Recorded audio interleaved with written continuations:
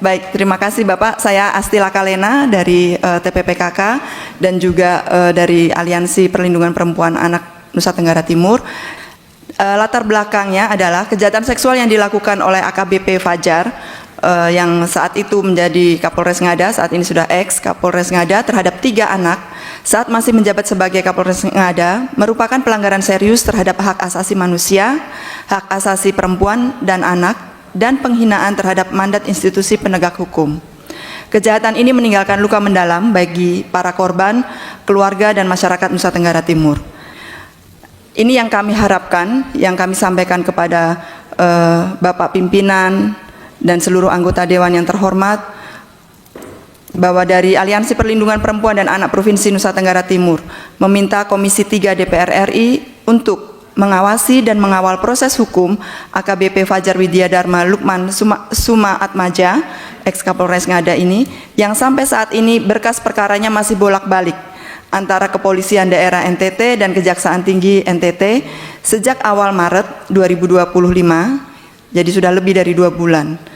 Agar proses hukum dijalankan secara transparan, akuntabel, dan tidak tunduk pada kekuasaan struktural pelaku, yang kebetulan memang saat ini sedang beliau kemarin di institusi kepolisian tetap menjerat dan menghukum pelaku seberat-beratnya sesuai dengan peraturan perundang-undangan yang berlaku dengan pidana penjara maksimal dan hukuman kebiri kimia, serta melindungi korban, keluarga korban, dan para saksi. Kita semua marah, Bu, ya, terhadap pelaku ini. Saya sendiri sih sampai merinding nih ya. Kalau hukum memungkinkan, saya sendiri sanggup menembak kepala si pelaku ini itu loh.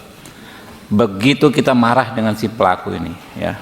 Kami akan panggil Kajati dan Kapolda hari Kamis, Bu, ya. Nanti kita minta kalau memang nggak bisa semua teman-teman hadir perwakilannya, kan nanti kan ada space buat Pak Kapolda dan tim, Pak, mungkin sekitar berapa orang perwakilan teman-teman, 10 orang kali ya, ya, karena ini harus jadi concern, Bu, ya. Saya juga agak gusar, kenapa bisa sampai 2 bulan bolak-balik kalau faktanya ini sudah sangat jelas. Sebenarnya kasus ini pertama kali kan saking menyita perhatian publik, kasus ini penetapan tersangka Pak Kapolres Ngada ini diperhadapkan ke publiknya menggunakan rompi orange kalau tidak salah, itu di Maret. Artinya ini menjadi atensi semua orang. Ya, kami pun tidak menyangka kalau kasus ini rupanya bolak-balik berkas gitu. Dan mungkin kalau tidak ada perhatian dari asosiasi dari NGO NTT dan Ibu Gubernur, mungkin juga tidak menutup kemungkinan akan dikenakan undang-undang yang tadinya harusnya berlapis. Beberapa undang-undang dihilangkan gitu.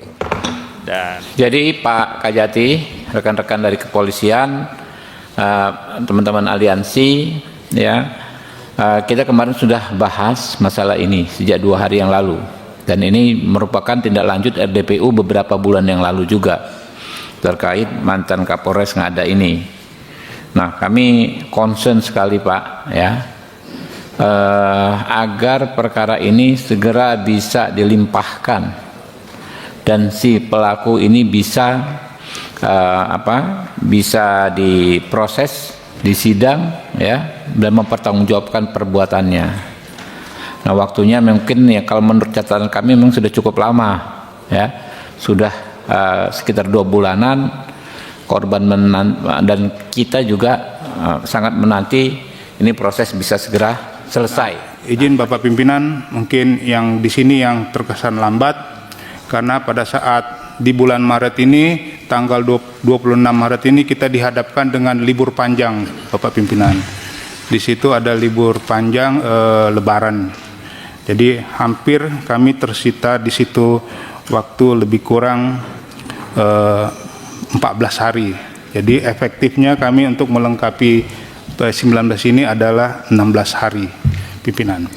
Dan di tanggal 21 Mei kami tahap satukan menjelang siang menjelang sore hari, dan di sore harinya syukur alhamdulillah puji Tuhan kami dapat P21-nya, Jenderal. Sehingga pada tanggal 17 Maret 2025 sudah dilakukan sidang Komisi Kode Etik dengan hasil putusan sebagai berikut. Sanksi etiknya pelaku pelanggar dinyatakan sebagai perbuatan tercela. Sanksi administrasinya penempatan tempat khusus yang sudah tadi saya sampaikan. Terus kemudian yang utamanya adalah pemberhentian dengan tidak hormat atau PTDH. Menurut saya bahwa dalam kasus-kasus yang berkaitan dengan kekerasan seksual terhadap perempuan dan anak di Indonesia itu, proses penegakan hukum itu memang mengalami kemandekan dan lain sebagainya. Sebagaimana kita ketahui, kasus ini pun saya rasa P21-nya itu kemarin itu terjadi itu pada saat kami sudah melakukan RDP di sini.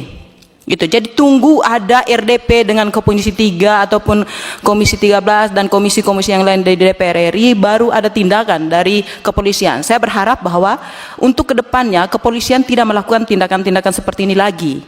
Gitu. Ini kasus serius. Ini kasus nggak main-main. Artinya kita punya warga negara yang kebetulan pejabat di kepolisian yang melakukan perbuatan yang extraordinary lah istilahnya ya, melakukan perbuatan pelecehan seksual terhadap anak di bawah umur dengan pelanggaran banyak undang-undang, mengupload di media luar negeri untuk kepentingan dan keuntungan tertentu, dan yang mengetahui mereka dari luar itu. Mungkin kalau nggak dilaporkan dari pemerhati luar negeri menginformasikan ke Indonesia, kepolisian nggak tahu apa-apa ya, nggak terdeteksi Bu ya. Nah di dunia internasional masalah yang ini itu sangat-sangat tabu, kelasnya paling atas kejahatan itu. Setelah itu baru kejahatan terhadap pajak. Tapi kejahatan tadi pedofilia dan sebagainya itu kejahatan tingkat tinggi dianggap. Nah, untuk itu kita jangan istilahnya main-main di sini. Jangan setengah hati.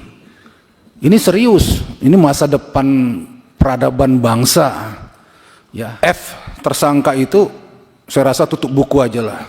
Ada orang yang bisa diperbaiki, ada yang sudah sulit, susah, tidak bisa diperbaiki. Ya, karena dalam diri sakit itu. Itu perlu perlakuan khusus. Izin, ada beberapa hal yang masih ingin kami tanyakan. Yang pertama, kenapa TPPO hanya dikenakan kepada pelaku F yang 20 tahun? Kenapa tidak kepada si Fajar? Padahal dalam setiap kali setelah melakukan aksinya, dia selalu meminta pada korbannya untuk mencarikan lagi korban lain yang anak-anak, spesifik bapak-bapak, anak-anak. Dan dia ini selalu meminta. Kenapa tidak diberikan TPPO juga? Kenapa si F ini sebenarnya, ini kami mau sampaikan, dia sebenarnya awalnya adalah korban bapak-bapak. Jadi dia pertama kali bertemu dengan Fajar ini dia juga korban. Kemudian dia diminta oleh si Fajar ini untuk mencarikan lagi anak-anak dengan berbagai macam, mungkin istilahnya grooming. Dan ibunya menerangkan bahwa dia ditunjukkan video atau gambar oleh penyidik tentang anak saya. Ditindih oleh Fajar, anak saya dalam keadaan tertidur. Saya berpikir dengan keadaan tertidur anak usia 5 tahun, ini segini Pak, anak ini panjangnya. Saya berpikir bahwa anak ini dibius Pak. Dibius. Jadi dia tidak merasa sakit, tidak menangis di hotel. Hotel kan bisa terdengar pada semua. Ruangnya kecil di hotel Pak. Saya beranggapan bahwa patut diduga anak ini dibius. Jadi harus adanya masuk undang-undang kesehatan Pak. Nah, sehubungan dengan tindak pidana kronologis yang kita baca dan kita ketahui itu, bahwa Fajar ini melakukan aksi ini kan dengan video, mengupload di website atau apalah, dengan menerima uang. Apakah rekening ini sudah dilakukan penyitaan? Hasil daripada kejahatan ini. Kenapa kita ngomong begini? Ini hasil kejahatan, eksploitasi seksual yang dipublikasi sehingga orang nonton dia dapat uang. Ini harus disita Pak.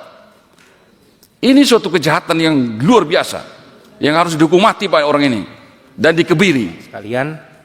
Dan ini pun bisa menjadi pelajaran untuk kita semua bahwa manusia ini tuh oknum Pak, jangan dibela lagi. Manusia ini oknum. Kita semua di Komisi 3 ini berusaha mati-matian untuk membangun dan untuk membantu menaikkan citra Polri Pak, tapi jangan dirusak oleh oknum seperti ini lagi Pak. Jangan diberikan ruang, jangan diberikan celah. Walaupun mungkin kita pernah satu korps dengan dia, tapi saya ingatkan, saya pesan sekali lagi, jangan berikan mereka celah lagi Pak.